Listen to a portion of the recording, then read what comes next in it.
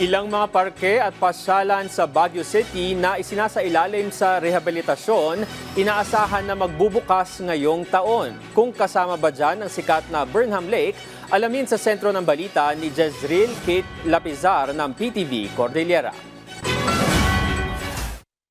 Isa sa mga ninanais pasyalan ng mga turista at residente ang iba't ibang parke sa lungsod ng Baguio. Si Kyle, residente ng lungsod, sinamantala ang kanyang day off para ipasyal ang kanyang alagang aso sa mga parke. Kapag magpapasyal ka dito sa sa mga park natin, mawawala yung mga stress mo, tapos marelax ka ganun, tapos maganda yung hangin, tapos nakakawala ng lungkot or anxiety. Nagagalak naman ang grupo ng mga guro mula sa Misamis Occidental na pasyalan ang mga parke sa lungsod. Yan yung unang dahilan kasi para magpasyal, para ma-relax. Malamig ang hangin, simoy ng hangin na wala sa amin. Kahit mainit, malamig ang hangin. Upang mapaganda pa ang mga pook pasyalan sa lungsod ng Baguio at mahikayat ang mas maraming mamamasyal, ilan sa mga parke ang isinasailalim sa rehabilitasyon. Ayon sa City Environment and Parks Management Office, ilan sa mga ito ang inaasahang magbubukas ngayong taon.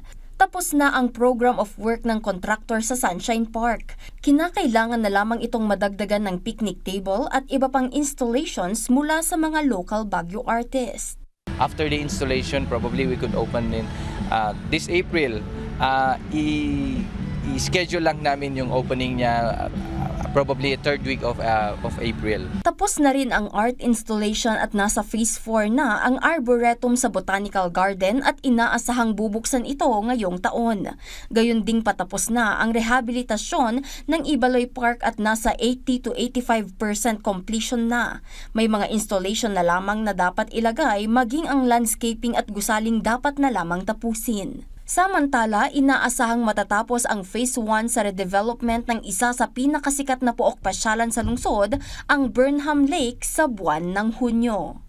Siguro yung completion ng project will be this May, no? Pero yung paglalagay ng tubig at saka syempre yung mga landscaping, I'll take siguro a month to do that para sa ganun. Again, mai-open natin siya as a complete project pa rin. Jezreel Kate Lapizar para sa Pambansang TV sa Bagong Pilipinas.